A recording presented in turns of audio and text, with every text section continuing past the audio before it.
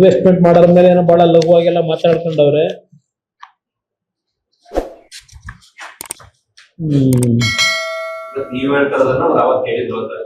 ಬೆಲೆ ಹೇಳ್ತಾ ಇರೋದು ಅದನ್ನೇ ನಾನು ಹೇಳ್ತಾ ಇರೋದು. ಇಲ್ಲಿ ಏನ್ ಮಾತಾಡಿದಾರೆ ಅನ್ನೋದಕ್ಕೆ, ರಿಯಲ್ ಎಸ್ಟೇಟ್ ವ್ಯಾಪಾರಕ್ಕೆಲ್ಲ SEZ ಆಗಬೇಕಾದ್ರೆ ಹೊರಗಡೆ ಆಗಬೇಕು. ಬೆಂಗಳೂರು ಸುತ್ತಮುತ್ತ ಇರುವಂತ ಇದೇ ಶಿವಕುಮಾರ್ ಇರುವಂತ ಜಮೀನು ರಿಯಲ್ ಎಸ್ಟೇಟ್ ವ್ಯಾಪಾರಕ್ಕಲ್ಲ, ರಸ್ತೆ ಅಥವಾ ಏನೋ ಒಂದು ಉತ್ತಮವಂತ ಕೆಲಸಕ್ಕಿದ್ದರೆ ರೈತರು ತಲೆಬಾಗುತ್ತಾನೆ.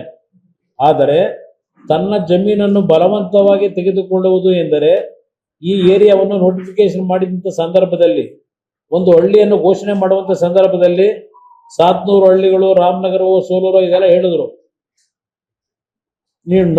ನಿನ್ನದು ನೋಟಿಫಿಕೇಶನ್ ಆಗುತ್ತಿದೆ ನೋಡಲಿ ಬರೆದು ಬಿಟ್ಟಿದ್ದಾರೆ ಅಂತ ಇವ್ರಿಗೆ ಕೆಲವು ರೈತರುಗಳು ರೈತರ ಹತ್ರ ಭೂಮಿ ಲಪಟಾಯಿಸ್ತಾರೆ ಅನ್ನೋದಕ್ಕೆ ಇವ್ರು ಹೇಳ್ಕೊತಾರೆ. ದೊಡ್ಡ ದಂಧೆ ನಡೆಯುತ್ತಿದೆ, ಇದರ ಬಗ್ಗೆ ದೊಡ್ಡ ತನಿಖೆ ಆಗಬೇಕು.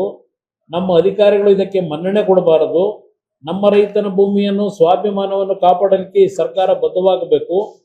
ಏನು ಅವರ ಹಿಂದೆ ಘೋಷಣೆ ಮಾಡಿದ್ದಾರೋ ಇದು ರೈತರ ಮಕ್ಕಳ ಸರ್ಕಾರ, 1 ಎಕರೆ ರೈತರ ಜಮೀನನ್ನು ನಾವು ಕೊಡುವುದಿಲ್ಲ, ರೈತರು ಹಾಳಾಗೋದಕ್ಕೆ ಬಿಡುವುದಿಲ್ಲವೆಂದು ಏನು ಅವರ ಒಂದು ವಚನವನ್ನು ಈ ರಾಜ್ಯದ ಜನತೆಗೆ ಕೊಟ್ಟಿರೋ ಆ ವಚನವನ್ನು ಅವರು ಪಾಲನೆ ಮಾಡಬೇಕು. ಇದೆಲ್ಲ ಅವರ ಭಾಷಣ. ಇಲ್ಲಿ ಫಲವತ್ತಾದ ಭೂಮಿ ಅಂತೆಲ್ಲ ಅವರೇ ಹೇಳ್ಕೊಂಡು ಹೋಗ್ತಾರೆ. ತಾವು ವಚನ ಬದ್ಧರಾಗಿದ್ದೀರಿ, ಈ ರಾಜ್ಯದಲ್ಲಿ ರೈತನನ್ನು ಉಳಿಸುತ್ತೇನೆಂದು ತಾವು ಪ್ರಮಾಣ ವಚನ ಸ್ವೀಕಾರ ಮಾಡಿದ್ದೀರಿ. ಪ್ರತಿ ಹಂತದಲ್ಲೂ ಈ ರೈತನನ್ನು ಬದುಕಿಸುತ್ತೇನೆಂದು ಹೇಳಿದ್ದೀರಿ. ರೈತರೇ ನನ್ನ ಉಸಿರು ಎಂದು ಹೇಳಿದ್ದೀರಿ. ಇದೆಲ್ಲ ಭಾಷಣದಲ್ಲಿ ಹೇಳ್ಕೊಂಡು ಹೋದ್ರು ನನ್ನ ಬಗ್ಗೆ. ಇವತ್ತು ಇದು ಮಾಡ್ತಾ ಇರೋ ತಪ್ಪು ಅಂತ ಹೇಳಿ ಇದು ಜಾತಿಗೆ ನಿಮ್ ಮುಂದಿಟ್ಟೆ.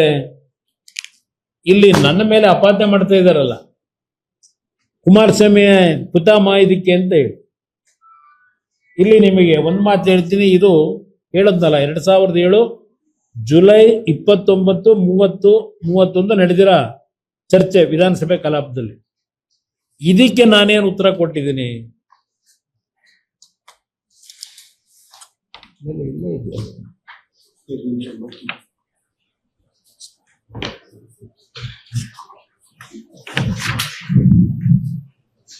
ಅದು ನಾನು ಏನ್ ಹೇಳ್ತೀನಿ, ಯಾವುದಾದ್ರೂ ಭೂ ಸ್ವಾಧೀನ ಮಾಡ್ಬೇಕಾದ್ರೆ ಕೆಲವು ಗೈಡ್ ಲೈನ್ಸ್ ನಾವೇನು ಆಚರಣೆ ಮಾಡಬೇಕು ಅಂತೇಳಿ ಮಾಡಿದೀವಿ ಅಟ್ಟಿನ ಸಂದರ್ಭದಲ್ಲಿ ಅದೆಲ್ಲವನ್ನ ಹೇಳಿ, ಹಿಂದೆ ಕಾಂಗ್ರೆಸ್ ಸರ್ಕಾರ ಇದ್ದಾಗ ಏನೇನು ಮಾಡಿದ್ದಾರೆ ಅದನ್ನು ಸಹ ನಾನು ಡೀಟೇಲ್ ಚರ್ಚೆ ಮಾಡಿದ್ದೀನಿ ವಿಧಾನಸಭೆ ಕಲಾಪದಲ್ಲಿ. ಹಿಂದಿನ ಸರ್ಕಾರಗಳಲ್ಲಿ ಏನೇನಾಗಿದೆ ಅಂತ ಹೇಳಿ ದೇವೇಗೌಡರ ಬಗ್ಗೆ ಪಾಪ ಮಾತಾಡಿರ್ತಾರೆ.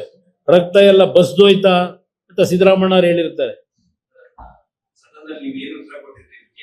ಅದನ್ನೇ ಕೊಡ್ತೀನಿ ಬ್ರದರ್. ಏನ್ ಹೇಳ್ತೀನಿ, ನನ್ನನ್ನ ಆಶೀರ್ವಾದ ಮಾತು 89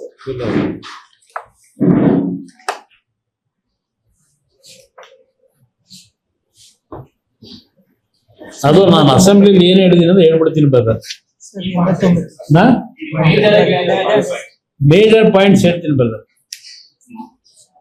ನಾವು ಮಣ್ಣಿನ ಮಕ್ಕಳು ಎಂದು ಹೆಸರು ಹೇಳಿಕೊಂಡು, ರೈತರ ಹೆಸರು ಹೇಳಿಕೊಂಡು ಇಲ್ಲಿ ಅಧಿಕಾರಕ್ಕೆ ಬಂದು ಕುಳಿತಿದ್ದೇವೆ. ರೈತರನ್ನು ಮರೆಯುವ ಕೆಲಸಕ್ಕೆ ಹೋಗಿಲ್ಲ. ಅದನ್ನು ಸದನದ ಸದಸ್ಯರ ಗಮನಕ್ಕೆ ತರಲು ಬಯಸುತ್ತಿದ್ದೇನೆ. ಸ್ವೇಚ್ಛಾಚಾರವಾಗಿ SEZ ವಿಚಾರವಾಗಿ ತೀರ್ಮಾನ ಮಾಡುವುದಕ್ಕೆ ಹೋಗುವುದೂ ಇಲ್ಲ. ಈ ಸ್ಪಷ್ಟೀಕರಣವನ್ನು ಕೊಡಲಿಕ್ಕೆ ನಾನು ಬಯಸುತ್ತೇನೆ. 3/3/2006 ಇಸ್ವಿಯಲ್ಲಿ ಕಳೆದ ವರ್ಷ ಮಾರ್ಚ್ ತಿಂಗಳಿನಲ್ಲಿ ನಾವೊಂದು ನಿರ್ಧಾರ ಮಾಡಿದ್ದೇವೆ, ಸುತ್ತೋಲೆ ಹೊರಡಿಸಿದ್ದೇವೆ.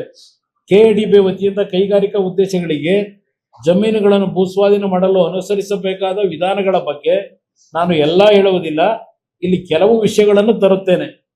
ಪ್ರಾಥಮಿಕ ಅಧಿಸೂಚನೆ ತಯಾರಿಸುವ ಮೊದಲು ಭೂ ಮಾಲೀಕರಿಂದ ಸರ್ವೆ ನಂಬರ್ ವಾರು ಅಳತೆ ಮಾಡಿಸಿ ಜಂಟಿ ಅಳತೆ ಕಾರ್ಯವನ್ನು ನಿರ್ವಹಿಸಿದ ನಂತರವೇ ಪ್ರಾಥಮಿಕ ಅಧಿಸೂಚನೆ ಹೊರಡಿಸುವುದು. ಇದೆಲ್ಲ ಹೇಳ್ಕೊಂಡು ಹೋಗಿ ಬ್ರದರ್. ಅದು ದೊಡ್ಡವ್ರ ಬಗ್ಗೆ ಮಾತಾಡೋದೆಲ್ಲ ಅದನ್ನೇನು ಬೇಡ, ಚರ್ಚೆ ಮಾಡಲ್ಲ. ಈಗ ನಾವು ಎಲ್ಲಿ ಔಟ್ಸೈಡ್ ನಲ್ಲಿ ಏನು SEZ ಯಾವ್ಯಾವ ಜಿಲ್ಲೆಗಳಲ್ಲಿ ಮಾಡಿದ್ವಿ ಅದನ್ನು ಎಕ್ಸ್ಪ್ಲೈನ್ ಮಾಡಿದ್ದೀನಿ.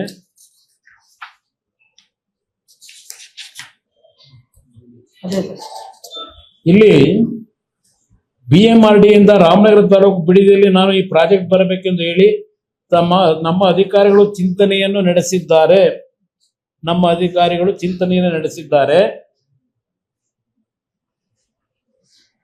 ಇದರಲ್ಲಿ ರೈತರನ್ನು ಒಕ್ಕಲೆಬ್ಬಿಸಬೇಕೆಂದು ಅಲ್ಲ. ರೈತರು ಬಹಳ ಆಕ್ರೋಶದಲ್ಲಿ ಮಾತನಾಡುತ್ತಿದ್ದಾರೆಂದು ಹೇಳುತ್ತಿದ್ದರು. ನನಗೆ ಓಟು ಕೊಟ್ಟಿರುವಂತ ಪುಣ್ಯಾತ್ಮರು ಅವರು, ನಾನು ಅವರನ್ನು ಒಕ್ಕಲೆಬ್ಬಿಸಿ ಅವರ ಮನಸ್ಸಿಗೆ ನೋವು ಕೊಟ್ಟು ಅಲ್ಲಿ ಟೌನ್ಶಿಪ್ ಮಾಡುವಂತ ಅವಶ್ಯಕತೆ ಇಲ್ಲ. ಇವತ್ತು ಅವರು ನನ್ನ ಹತ್ತಿರ ಚರ್ಚೆ ಮಾಡಿದ್ದಾರೆ. ಇವತ್ತು ಕೇವಲ ರಾಜಕೀಯಗೋಸ್ಕರವಾಗಿ ಬೇರೆ ರೀತಿಯಲ್ಲಿ ಬಣ್ಣ ಕಟ್ಟಲಿಕ್ಕೆ ಹೋಗುವ ರೀತಿಯಲ್ಲಿ ಹೋರಾಟ ಮಾಡುವವರಿದ್ದರೆ ನೀವು ಹೋರಾಟವನ್ನು ಮಾಡಬಹುದು. ಟೌನ್ಶಿಪ್ ಮಾಡ್ತಕ್ಕಂಥ ಕೆಲಸ ಇಲ್ಲ ಅಂತಕ್ಕಂಥ ಕ್ಲಿಯರ್ ಆಗಿ ಹೇಳ್ತೀನಿ. ಇದು ಆಗಸ್ಟ್ 1, 2007 ಹೇಳಿರ್ತಕ್ಕಂಥದ್ದು ನಾನು ಅಸೆಂಬ್ಲಿ ಒಳಗೆ. ಇವರ ಎಲ್ಲ ಒಂದು ಪ್ರಶ್ನೆಗಳಿಗೆ ರೈತರ ಭೂಮಿನ ಒಕ್ಕಲೆಬ್ಸಕ್ ಹೋಗಿದ್ದೀರಿ, ಇದೆಲ್ಲ ಹೇಳಿದ್ರಲ್ಲ, ಅಟ್ಯಾಕ್ ಮಾಡೋದ್ರಲ್ಲ ಸಿದ್ದರಾಮಯ್ಯನವರು, ನಮ್ಮ ಮಲ್ಲಿಕಾರ್ಜುನ್ ಖರ್ಗೆ ಅವರು, ಎಲ್ಲರೂ ಸಹ. ಅದಕ್ಕೆ ನಾನು ಕೊಟ್ಟಿರ್ತಕ್ಕಂಥ ಅಸೆಂಬ್ಲಿಯ ಪ್ರೊಸೀಡಿಂಗ್ಗಳು ಇಲ್ಲೇ ಇದೆ. ಹೌದು, ಆಗಸ್ಟ್ ನಲ್ಲಿ ಕ್ಲಿಯರ್ ಮಾಡಿದ್ದೀನಿ ನಾನು. ಇದು ಇಲ್ಲಿ ಆಗಸ್ಟ್ ನಲ್ಲಿ ಕ್ಲಿಯರ್ ಆಯ್ತಲ್ಲ ಬ್ರದರ್, ನಾನು ಮಾತು ಹೇಳಿದ್ದೆ. ಅದಾದ್ಮೇಲೆ ಇಲ್ಲಿ ಇದು ನನ್ನ ಪ್ರೊಸೀಡಿಂಗ್ ಇದೆಲ್ಲ ನಡೆದಿರೋದು 2006ರಲ್ಲಿ, 6-7 ನಡೆದಿರೋದು. ಇಲ್ಲಿ 11/6/2007 ನನ್ನ ಪಾತ್ರ ಇಲ್ಲ ಅಷ್ಟೇ. ಈ DLF ಕಂಪನಿ ಇದೆಯಲ್ಲ, 400 ಕೋಟಿ ದುಡ್ಡು ಕಟ್ಟಿದ್ರಲ್ಲ, ಆಮೇಲೆ ಈ ಬಿಡ್ಡಿಂಗ್ ಪ್ರೋಸೆಸ್ ನಲ್ಲಿ ಒಂದು 20 ಜನಕ್ಕೆ ಅರ್ಜಿ ತಗೊಂಡೋಗಿರ್ತಾರೆ. ಬಟ್ ಬಿಡ್ಡಿಂಗ್ ಪ್ರೋಸೆಸ್ ನಲ್ಲಿ ಅರ್ಜಿ ಹಾಕೋದು DLF ಒಬ್ಬನೇ ಅಲ್ವಾ ಸರ್? ಅವನು 400 ಕೋಟಿನ DLF ಸಲ್ಲಿಸಿದ ಬಿಡ್ಡನ್ನ ಒಪ್ಪಿ DLF ಲಿಮಿಟೆಡ್ ಸಂಸ್ಥೆಯನ್ನು ಡೆವಲಪ್ಮೆಂಟ್ ಪಾರ್ಟ್ನರ್ ಆಗಿ ಆದೇಶ ಮಾಡಿರೋದಷ್ಟೇ. ಅದು ಅವನ್ನೇನು ಆದೇಶ ಮಾಡಿದ್ರು, ಇದು ನಾನು ಮುಖ್ಯಮಂತ್ರಿ ಇದ್ದಾಗ ಆಗಿಲ್ಲ, ರಾಷ್ಟ್ರಪತಿಗಳ ಆಡಳಿತ ಇತ್ತಲ್ಲ ಆ ಸಂದರ್ಭದಲ್ಲಿ ಮತ್ತೆ ಅದೆಲ್ಲ ಮಾಡ್ಕೊಂಡಿದ್ದಾರೆ. ಅದಕ್ಕೆ ಒಡಂಬಡಿಕೆ ಆಗಿರೋದು ರಾಷ್ಟ್ರಪತಿಗಳ ಆಡಳಿತ ಇದ್ದಾಗ, ರಾಜ್ಯಪಾಲರ ಆಡಳಿತದ ಇದು ನಡೆದಿರ್ತಕ್ಕಂಥದ್ದು. ನಮ್ಮ ಕಾಲದಲ್ಲಿ ಆಗಿಲ್ಲ ಇದು. ನಂತರ 2009ರಲ್ಲಿ ಯಡಿಯೂರಪ್ಪನವರ ಸರ್ಕಾರ ಬಂದು ದುಡ್ಡು ಅವ್ರಿಗೆ ವಾಪಸ್ ಕೊಡ್ತಾರೆ. ಯಾಕೆಂದ್ರೆ ಜಾಗತಿಕ ಆರ್ಥಿಕ ಮಟ್ಟದಲ್ಲಿ ಸ್ವಲ್ಪ ಹಣದ ಕೊರತೆಗಳು ಪ್ರಾರಂಭ ಆಯ್ತಲ್ಲ, ಅದು DLF ಬ್ಯಾಕ್ಔಟ್ ಆದ್ರು. ಬಡ್ಡಿ ಸಮೇತ ಅವರಿಗೆ 2009ರಲ್ಲಿ ದುಡ್ಡು ವಾಪಸ್ ಕೊಟ್ಟರು. ಅದು ಅಲ್ಲಿಗೆ ಮುಗಿದೋದ ಅಧ್ಯಾಯ ಬ್ರದರ್. ಅದು ನಂತರ 10, 11, 12 ಇವೆಲ್ಲ ಇದೆ, ನಿಮಗೆ ಕಾಪಿ ಕೊಟ್ಬಿಡ್ತೀನಿ.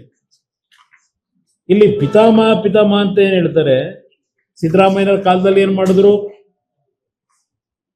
ಆಮೇಲಿಂದ ಬಸವರಾಜ ಬೊಮ್ಮಾಯಿ ಅವರು ಏನ್ ಮಾಡಿದ್ದಾರೆ ಅವ್ರ ಕಾಲದಲ್ಲಿ, ಇವೆಲ್ಲ ಅವರೇ ಕೊಟ್ಬಿಟ್ಟವ್ರೆ. ನಾನು ಈ ಪ್ರೋಗ್ರಾಮ್ ಮಾಡೋದಾದ್ರೆ ಇದನ್ನ ಕಂಟಿನ್ಯೂ ಮಾಡಬೇಕು ಅನ್ನೋದು ನನಗೆ ಉದ್ದೇಶವೇ ಇದ್ದಿದ್ರೆ, ಇವರು ಏನೇನು ಮಾಡಿದ್ದಾರಲ್ಲ 2018ವರೆಗೆ, 18ಗೆ ನಾನು ಮುಖ್ಯಮಂತ್ರಿ ಆದೆ, ವಾರ್ ಫೂಟಲ್ ಮಾಡಿ ಅವತ್ತು ನಾನು ತೀರ್ಮಾನ ಮಾಡುವೆ, ನೋಟಿಫಿಕೇಶನ್ ಮಾಡುವೆ. ಪ್ರಿಲಿಮಿನರಿ ನೋಟಿಫಿಕೇಶನ್ ಆಗಿರೋದು ಯಾವಾಗ? ಪ್ರಿಲಿಮಿನರಿ ನೋಟಿಫಿಕೇಶನ್ 2025 ಮಾರ್ಚ್ ತಿಂಗಳಿನಲ್ಲಿ ಅಲ್ಲಿದೆ ನೋಡಿ. ಪ್ರಿಲಿಮಿನರಿ ನೋಟಿಫಿಕೇಶನ್ ತೆಗೀರಿ ಅಲ್ಲಿ. ಇಲ್ಲಿ ಪ್ರಿಲಿಮಿನರಿ ನೋಟಿಫಿಕೇಶನ್ 25ರಲ್ಲಿ ಮಾಡಿದ್ದು ಇದೇ ಶಿವಕುಮಾರ್ ಅವರ ಘನ ಅಧ್ಯಕ್ಷತೆಯಲ್ಲಿ. ಅಲ್ಲಿವರೆಗೆ ಯಾವುದೇ ರೀತಿಯ ರೈತರ ಭೂಮಿಯನ್ನ ಪಡೆಯತಕ್ಕಂಥ ಪ್ರಿಲಿಮಿನರಿ ನೋಟಿಫಿಕೇಶನ್ ಆಗಿಲ್ಲ. 2025 ಇಸ್ವಿವರೆಗೆ 20 ವರ್ಷದಿಂದ ನಡೀತಾ ಇದೆ ಇದು ಬಿಡದಿ ಟೌನ್ಶಿಪ್. 12/3/2025ಕ್ಕೆ ಪ್ರಿಲಿಮಿನರಿ ನೋಟಿಫಿಕೇಶನ್ ಮಾಡಿರ್ತಕ್ಕಂಥದ್ದು. ಫೈನಲ್ ಈಗ 2026 10/6/2026 ಈಗ ಫೈನಲ್ ನೋಟಿಫಿಕೇಶನ್ ಮಾಡಿದ್ದಾರೆ. ಇಲ್ಲಿ ಅದೆಂತದ್ದು ರೆಡ್ ಝೋನು ಅಂತಾರಲ್ಲ, ಈಗ ಇಲ್ಲೆಲ್ಲ ಇಟ್ಟಿದ್ದೀನಲ್ಲಪ್ಪ. ರೆಡ್ ಝೋನ್ ಅಂದ್ರೆ ಅರ್ಥ ಏನು? ಕುಮಾರಸ್ವಾಮಿ ರೆಡ್ ಝೋನ್ ಯಾಕ ಕೈ ಬಿಡ್ಲಿಲ್ಲ ಇದು ಹೇಳ್ತಾರೆ. ಇಲ್ಲಿ ಪ್ರಶ್ನೆ 2006ನೇ ಇಸ್ವಿ ಯಾವೊಂದು ಮಾಸ್ಟರ್ ಪ್ಲಾನ್ ನಾವು ಮಾಡಬೇಕು ಬೆಂಗಳೂರಿನ ಸುತ್ತಮುತ್ತದಲ್ಲಿ. CDP ಪ್ಲಾನ್ CDP ಪ್ಲಾನು ನಾನು ಮುಖ್ಯಮಂತ್ರಿ ಆಗೋವರೆಗೆ ಹಿಂದೆ ಇದ್ದಂತ ಸರ್ಕಾರಗಳು ಅದನ್ನ ಪ್ರತಿ 15 ವರ್ಷಕ್ಕೊಂದ್ಸಲ ಏನ್ ಮಾಡಬೇಕಾಗಿತ್ತು, ಮಾಡಿರಲಿಲ್ಲ. ಲೇಟೆಸ್ಟ್ ಹಾಗೂ ಇಂಟ್ರೆಸ್ಟಿಂಗ್ ಸುದ್ದಿಗಳಿಗಾಗಿ ಬಾಸ್ ಟಿವಿ ಕನ್ನಡ ಚಾನೆಲ್ನ ಸಬ್ಸ್ಕ್ರೈಬ್ ಮಾಡಿ. ಹಾಗೆಯೇ ಬೆಲ್ ಐಕಾನ್ ಪ್ರೆಸ್ ಮಾಡಿ. ಇದರ ಜೊತೆಗೆ ಫೇಸ್ಬುಕ್, ಇನ್ಸ್ಟಾಗ್ರಾಮ್, ಎಕ್ಸ್ ನಲ್ಲೂ ಮಿಸ್ ಮಾಡದೆ ಫಾಲೋ ಮಾಡಿ.